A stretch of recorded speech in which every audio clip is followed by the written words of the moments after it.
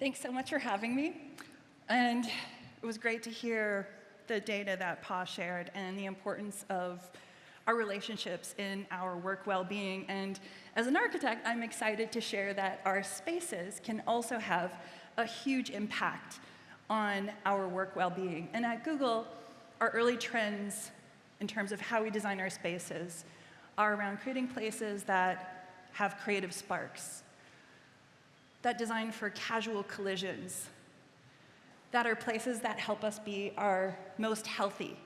So some of those elements are using healthy materials, healthy air quality, making our buildings highly sustainable, adding quirk, adding fun, all with the belief and the knowledge that if we make places that where Googlers can be their most happy and productive and healthy, then the company will thrive.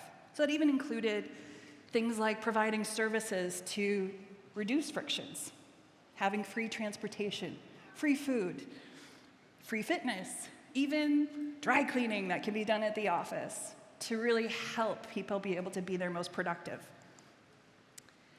COVID has changed things forever, and probably nothing more than our workplace. So the office as we know it, and have known it for many decades, is dead. Because we've proven that for many parts of knowledge work, we can be productive from anywhere, which then shifts the worker being the one to choose where and when to do which types of work. And that's going to be ever evolving over the next 5 to 10 years as technologies are evolving, as we build these new muscles in terms of how we learn and how we work and socialize and collaborate in both virtual as well as hybrid modes, which means that the design process for our offices is also dead. This traditional way that we design, and then we permit, and then we build, and we finish building, we take our fancy photos, and then we leave before anyone has even moved in. Which then translates to things that don't really work. This is not a Google office, but this is an experience many of us have when bathrooms are all designed to be all the same, even though we have different needs. But yet we kept designing them the same way for decades. So as we think about the future workplace, we're going to start with our core ingredient.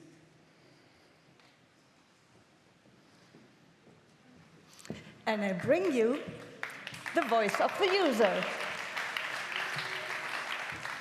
What if we would take the user experience design process and apply it to how we do architecture?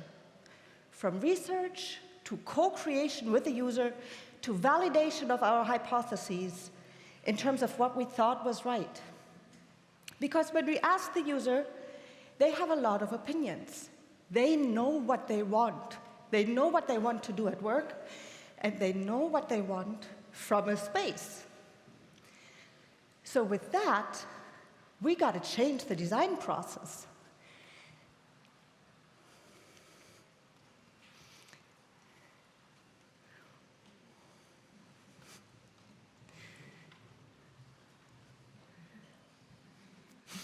Just stick with us here for a second. Let's change the design process, Michelle. Yeah, we're going to do that with our words. Yeah. Yeah. Okay.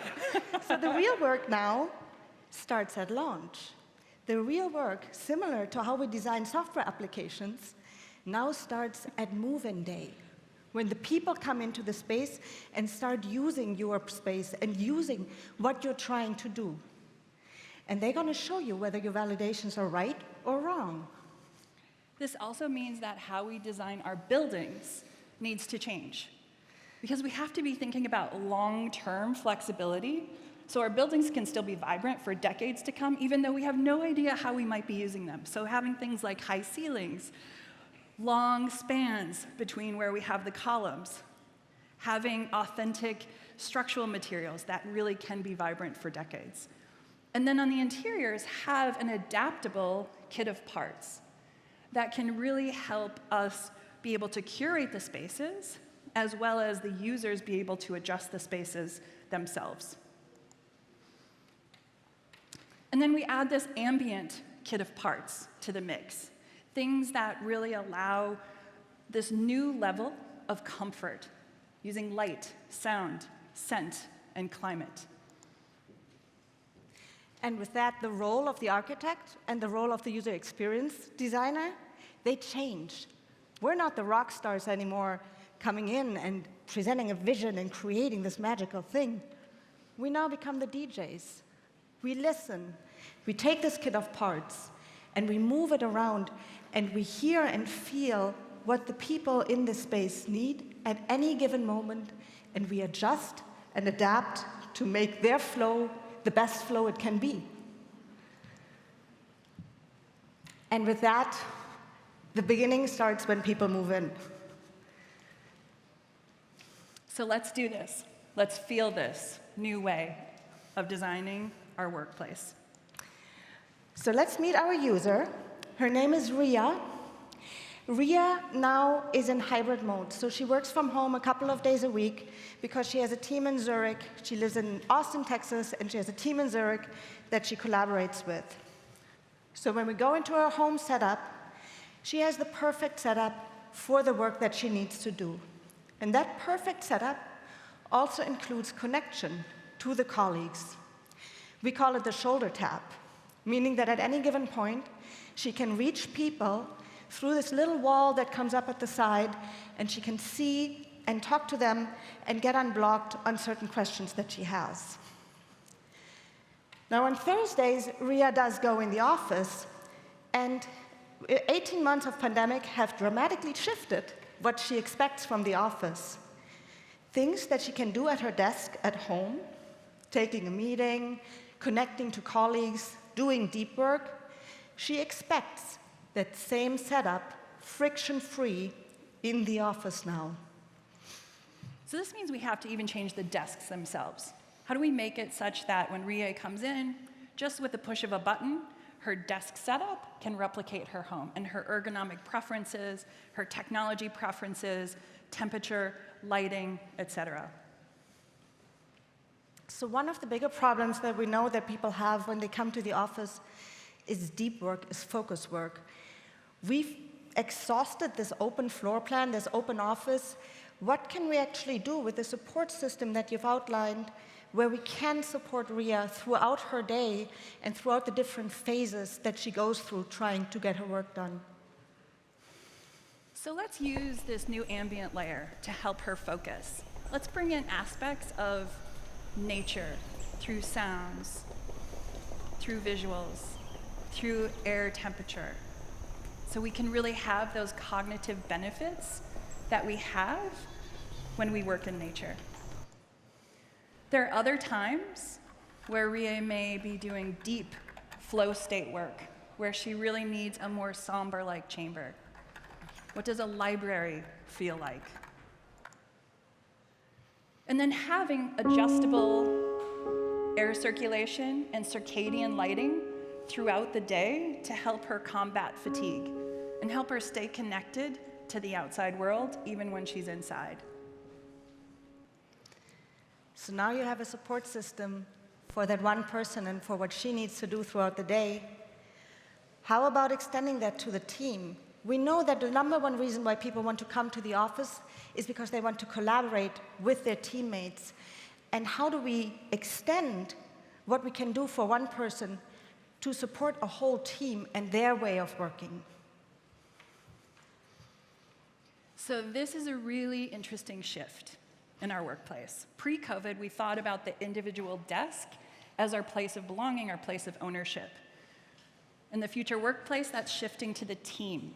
The team is really the place where we create our best work. So it's the team space that becomes the place of belonging and the place of ownership, where the team then can actually make the rules to be able to choose how to use that space based on what the activities that are happening. And then we're turning the office inside out, where we used to have the open floor plans where desks were, which made it really difficult to focus, as Sophie has been telling us for many years. We're actually putting those spaces inside, enclosed individual pods, these individual nooks, so that you can do your deep focus work in those spaces. Pre-COVID, we used to have meetings in enclosed meeting rooms. They had to book, find your way to. Post-COVID, our future workplace, those collaboration spaces are in the open. They're adaptable, they're dynamic, and they're right next to these focus pods, so you can shift in between those two modes quickly. And your team owns that space with both those individual nooks and the open collaboration spaces, so they can adjust it over time based on maybe they're having a product launch, maybe they are needing a sprint space, maybe they have a war room-like activity happening. So that sounds really good for the team that is in person, but we won't have that anymore. All teams will be hybrid. There will be people in the office and people in far end points that are going to want to participate in the same way. And we call this collaboration equity.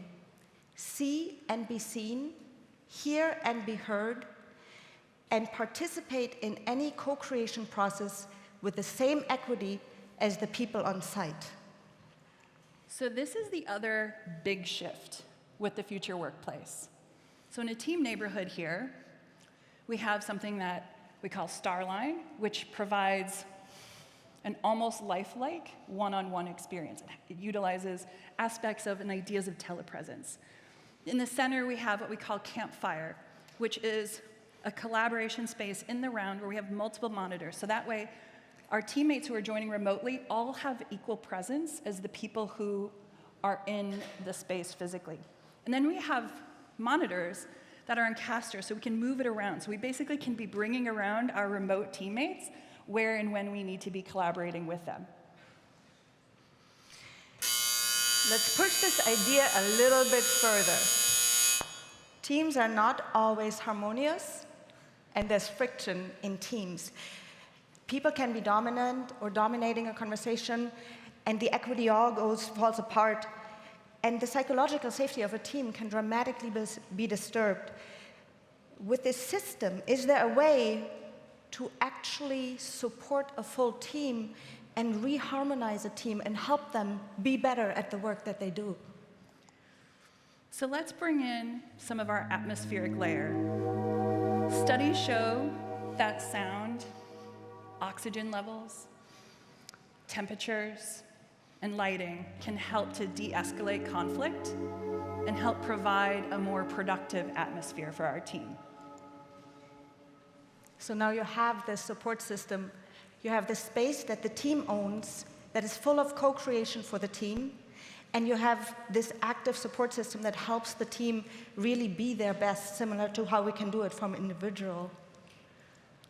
That's right. So we call this thoughtful togetherness. So our offices transform into collaboration hubs, that they really double down on the aspects of us being together. And we're expanding that and extending that, bringing together aspects of how we work, even to the outdoors. So in climates where it can support it, having covered outdoor workplaces, so like Lisbon or California, so we can literally work in nature. And then changing the ground level of our buildings so that they can transform at night and on weekends to a robotics workshop or a cooking class or a dance performance. So that way when people do come into the office, they actually are fulfilled and enriched and truly connected in an authentic way to their community.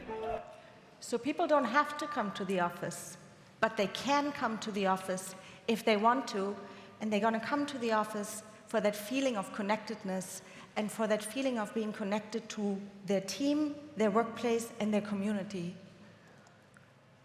All with this kit of part that you've set up and that allows us to be mobile and allows us to go through the workplace.